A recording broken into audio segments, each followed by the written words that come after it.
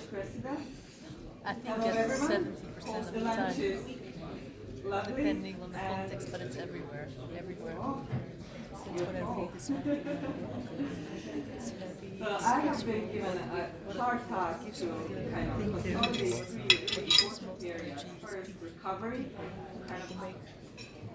to kind of discuss what recovery is, and that presents a couple of findings from our global position paper on recovery, but also to present you with a new initiative that we have, and many new initiatives here today, so I hope you can join as many as you can.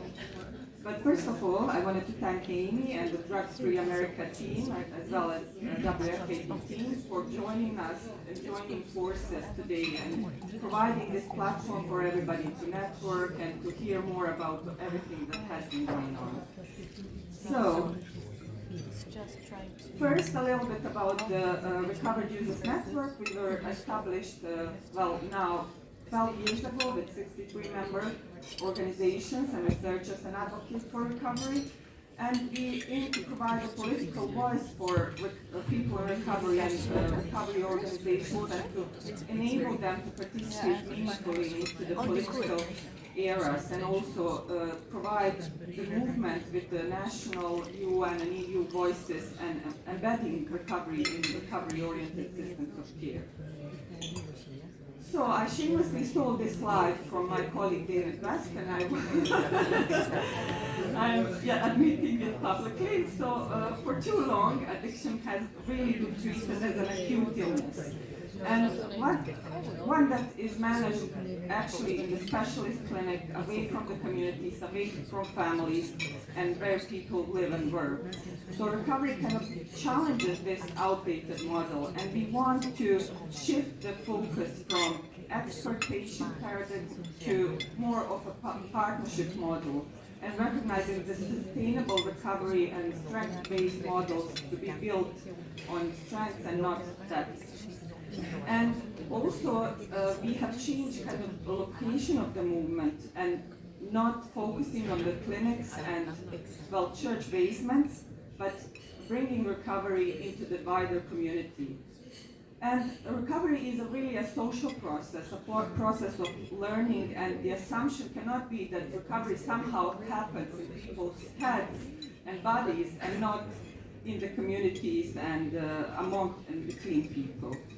So going back maybe 2 decades ago, this hasn't been really a new concept, and the leading figure in this area, William White, has kind of introduced this concept of recovery-oriented systems of care, and he defines these as kind of networks of indigenous and professional services and relationships that can support and enable long-term recovery.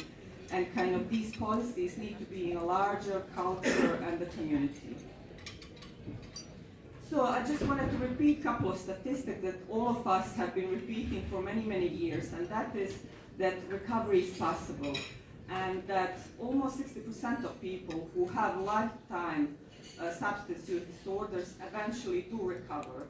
And this is a great and positive kind of number, but we still have 42% of people who didn't get any treatment, who are still on the streets and who did not recover. So for me, if I want to summarize all the evidence, what enables and what kind of this core summary of the recovery research is jobs, friends, and houses, and that means that people do need employment, do need support and someone to love them, and do need something to do and to be able to recover. And we also know that stable recovery is achieved after 5 years of continuous sobriety. So for us as a community and society, we really have lots and lots to invest in aftercare and recovery services. Okay, so the global position paper on recovery, which we launched last year, was a really kind of unprecedented collaboration uniting all of these voices of civil society, researchers, but also institutions.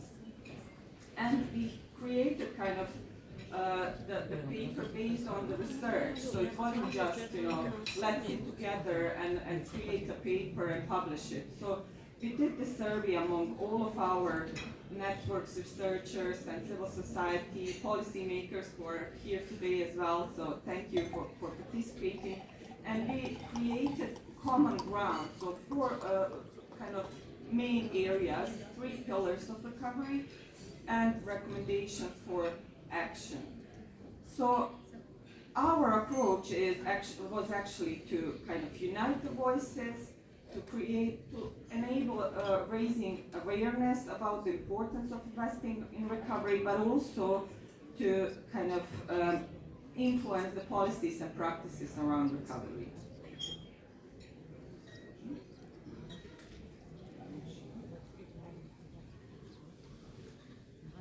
Okay, so this was our approach. We started with a kind of broader topic areas, addiction recovery, what it means, what needs to be changed, what are the barriers and strengths, and how do people improve recovery outcomes.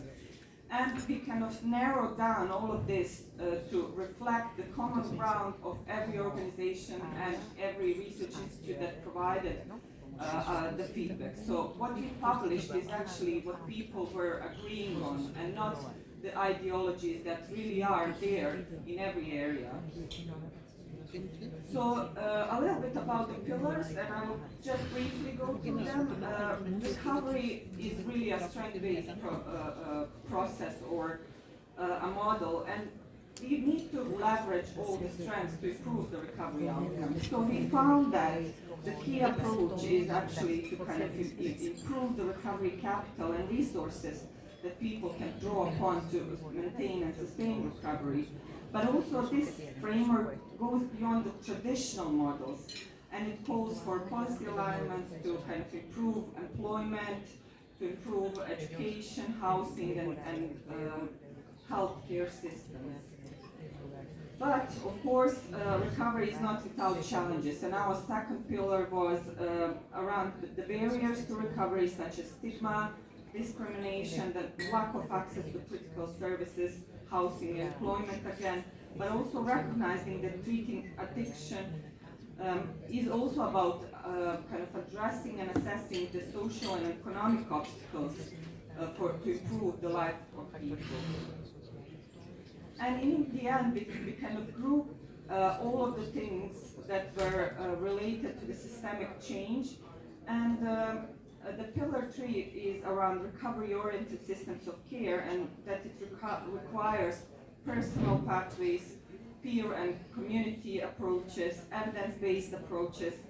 Lots of people regarded funding as really important, and now I think it's even more relevant to US cutting funding and ensuring the comprehensive and long-term investment in that support.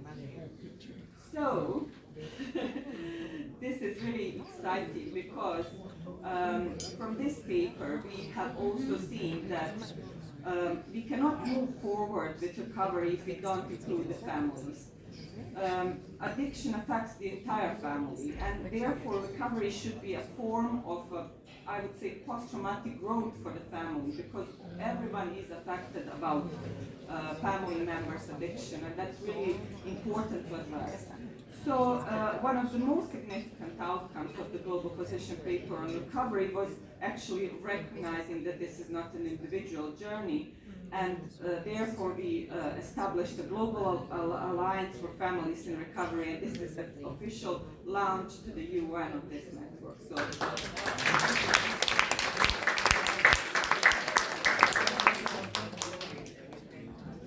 okay, so I don't have much time, so I'm gonna, I was warned that I am running late, so I'm just gonna invite all of you to join us, and you can contribute in this area to build innovation, storytelling of people and families in recovery. Everybody is affected by addiction. Everybody has a family member, a friend, a neighbor that is affected by addiction. And we really want to move this forward as an action-based initiative, and our next step is creating a global position people or families in recovery, and do more research on the effects of addiction and recovery on families. So I really invite you to join us. We have a website and you can sign up. We can share evidence, and we will build the knowledge base and join forces for this to be really actionable in each country. And to move this forward, to just conclude, is to adopt the principles of our global position paper on recovery, support the global alliance on the families in recovery, and engage in our families in recovery survey. And for those who didn't sign the global position paper, please do scan the QR code and join us. Thank you. Thank you, Mulka, and congratulations on the launch as well. It's very happy to have you here. So yeah, as you said, it is very important to highlight the multidimensional approach that needs to be done when it comes to recovery, and also the importance of healing the whole family and recovery journeys of one or several persons within the family, also highlighting the specific needs of each family member. So with that, I would like to move on and also to showcase the stories behind these people that often are having very interesting and inspiring stories that are often forgotten or ignored. So with that, I would like to guide us to our next speaker, David Patton. He is a PhD, is an associate professor in criminology at the University of Derby Social, Cultural and Legal Research Center. So David, the floor is yours.